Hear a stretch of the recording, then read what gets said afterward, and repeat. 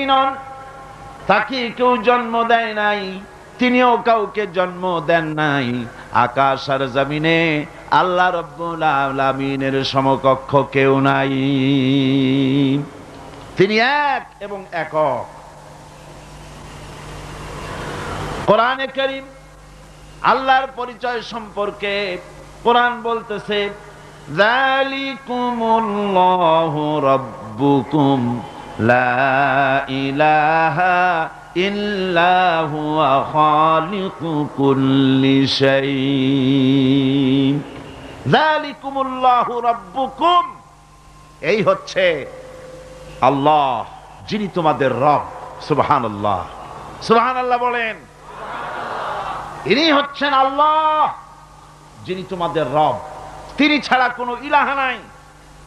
তিনি সব কিছুই সৃষ্টি করেছেন।